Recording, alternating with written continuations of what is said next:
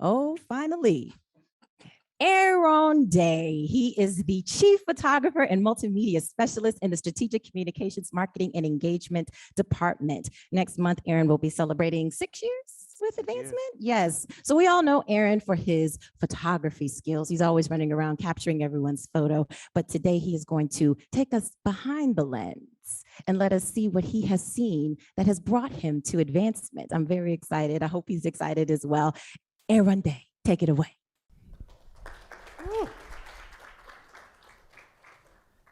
All right, good morning. Good morning. So I'm gonna be honest, I'm gonna be vulnerable. I'm pretty nervous. All right, so I said I wasn't gonna do this. I told Mike I wasn't gonna do this, but because I am a photographer, Brian, you already know what I'm gonna do.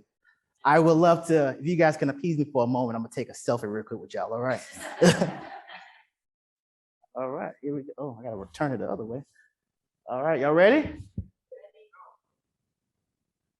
All right, got it. Woo. So most people don't know this. I've been in Gainesville for about over 15 years. One of the questions I'm always have been asked is, so how did you end up in Gainesville? Now, I think we can all agree, Gainesville was a pretty awesome place. It's the Gator Nation. It's the home of the Gator Nation. So everyone came to Gainesville for some particular reason, whether you usually come in for school, you come in for work. Well, I'm gonna tell you a little bit, take you guys on a little bit of a journey through my lens of how I ended up in Gainesville. I still can't believe I'm here. So in a nutshell, I did an internship. I found out about an internship. I came here for an internship in 2005. I just bought a Dodge Neon.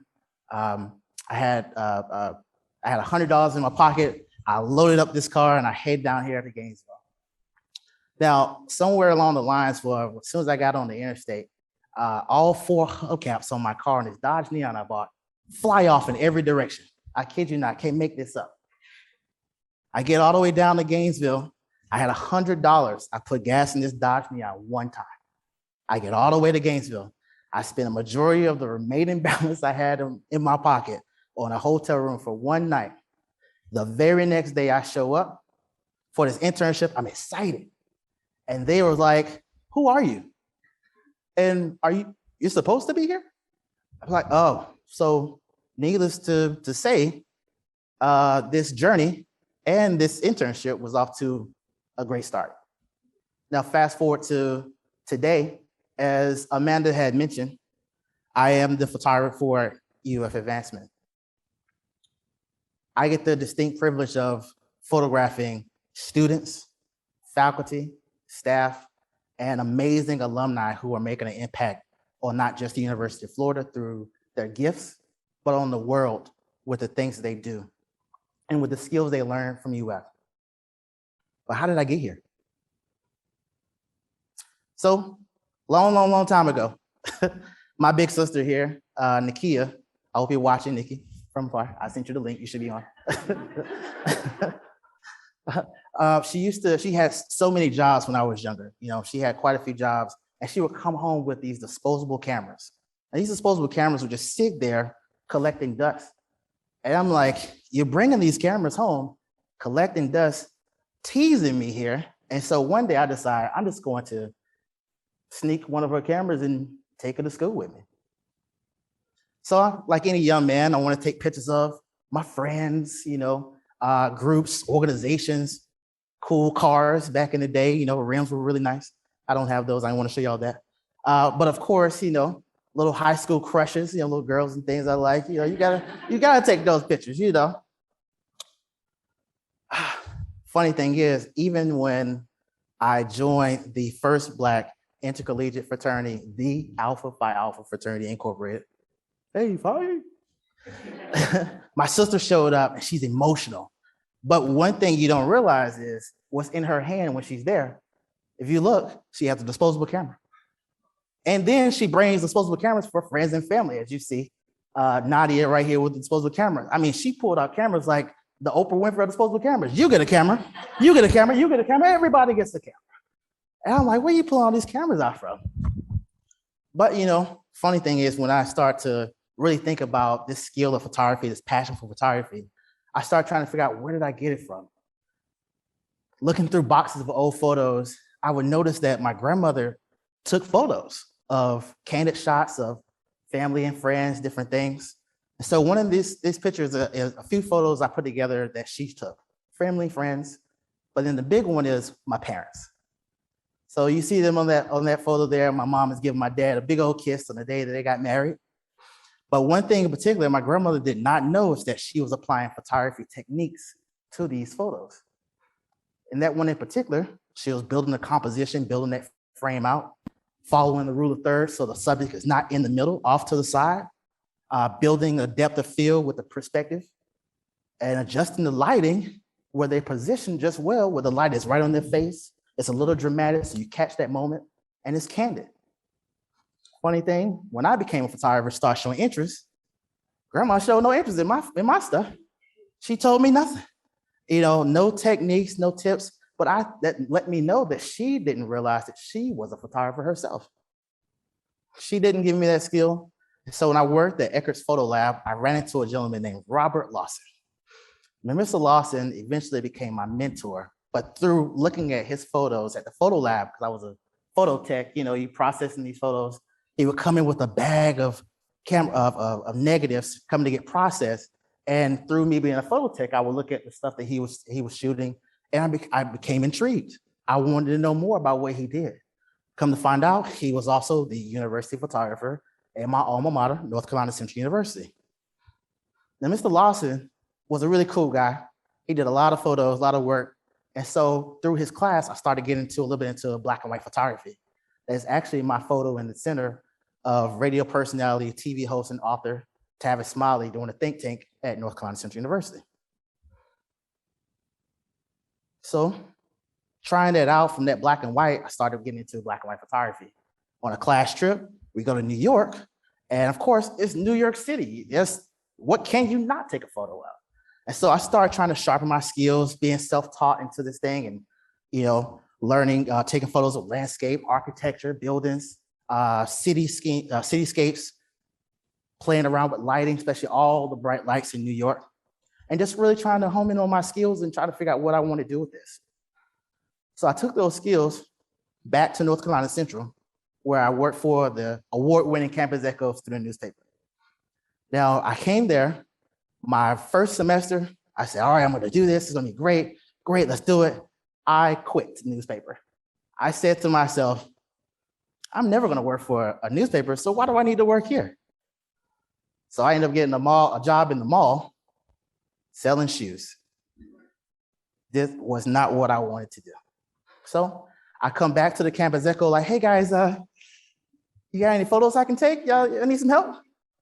And so, I eventually became the photo editor for the newspaper, won a couple of awards, and by the time I graduated, I was one of 4 photographers selected by the New York Times to attend the New York Times Student Journalism Institute at Dillon University in New Orleans, Louisiana. Part of the 2005 class, so it was really major to be one of 4 photographers selected for this day.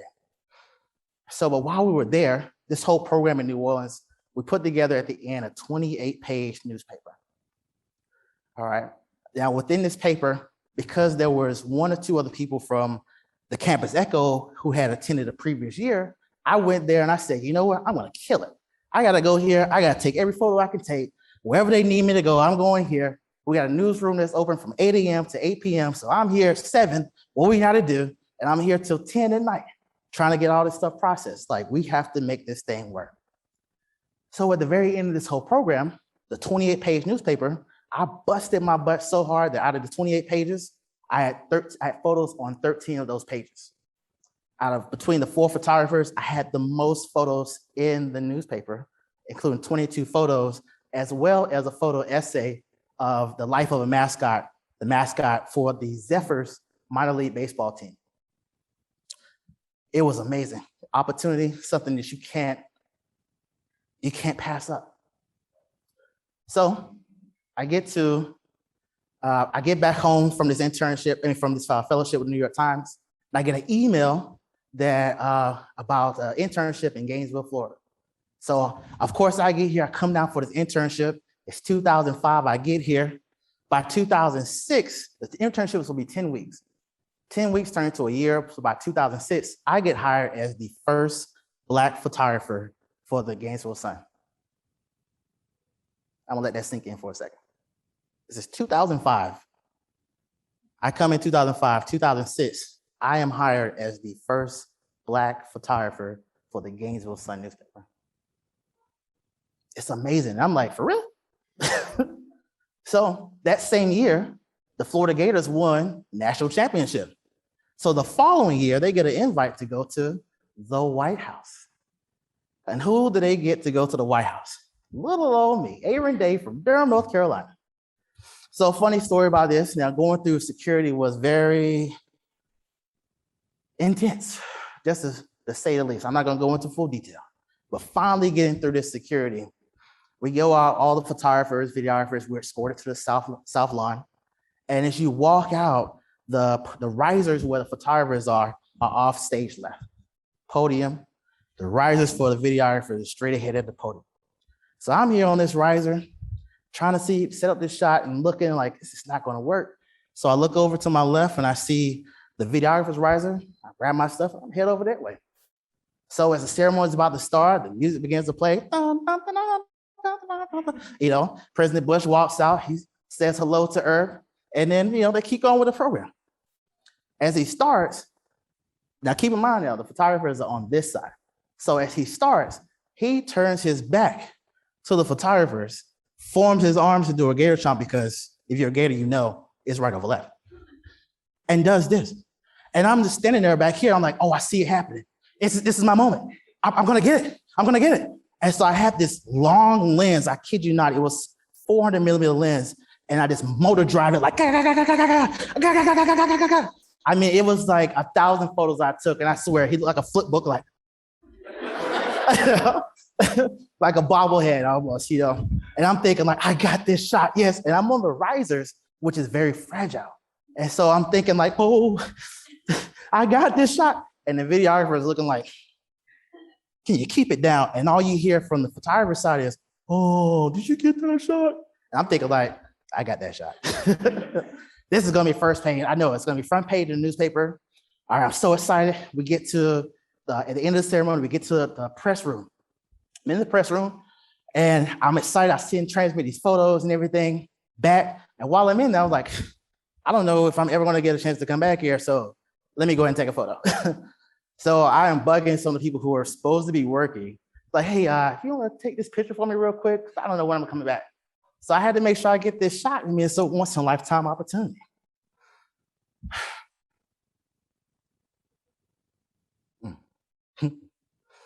One of the things that's really interesting about all of these stories is that, as I close, so I want to keep you guys long, it's almost food truck time.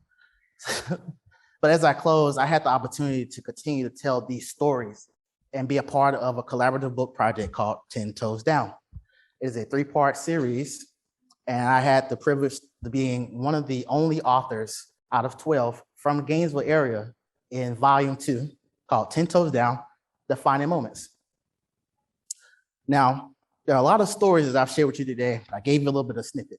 Now, if you want to find out more about these stories, find out what happened with this Dodge Neon and these hubcaps, go to my website today, aarondaye.com, and get your signed copy today.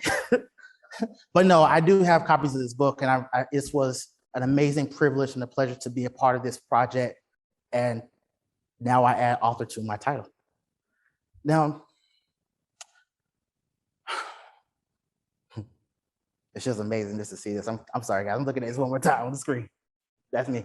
But no, in all seriousness, guys, this project is something that's very dear to my heart. And after both my parents passed, this book has been dedicated to both my parents, but also to my sister, who started me on this journey in photography with those disposable cameras. If it wasn't for her, I wouldn't be here with you guys today, taking these great photos and headshots of each and every one of you. So with that said, I thank you guys so much for your time, and I'll photograph you soon. Go Gators.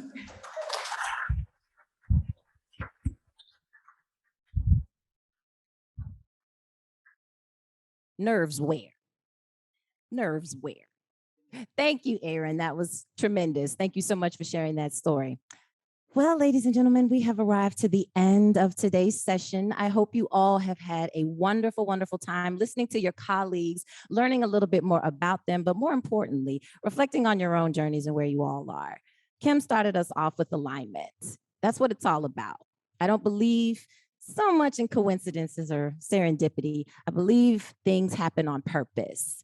And if we wake up with that purpose every single day, you get to the top 5. You work with great people every single day. That's not an accident. That's intention. And from there, Andrea and Rick walked us through how we can take those things that happen in our lives that we don't even think we can use to help us close that deal, that we can help cultivate, that we can help us find the prospects to help us be successful in that way. But really, if we all sit and think about it, everything that we do from our hobbies to our prior roles can all drive the work that we do here. So thank you for reminding us of those transferable skills. Seth, thank you. Who would have thought that you had been able to take the metaphor of the mind and remind us every single day that we are shining our lights on one another, and it's about the work that we do. It is not about us. It's about each other. Aaron, you take great photos. But thank you so much for being able to take us behind the lens into that journey that has taken you from photographer to now published author. Congratulations on all of that. These are just some of the stories. And I hope that all of you who are sitting in this room and watching us on Zoom, we haven't forgotten you, that you all feel empowered to tell your own story in the same way. Top 10 Talks is a fantastic program. It's a great opportunity. It is a way to open yourselves up in ways that you probably would not even think you could do so. But I know all of us will be walking away really thinking about the great stories and the experiences and ideas that were shared today. So without further ado, I am your host, Amanda Edwards. Thank you so much for allowing me to take you on this journey with our team. Go Gators. Go Gators, right? Go Gators. And let's go get a food truck, right? Happy Friday, everyone. Thank you.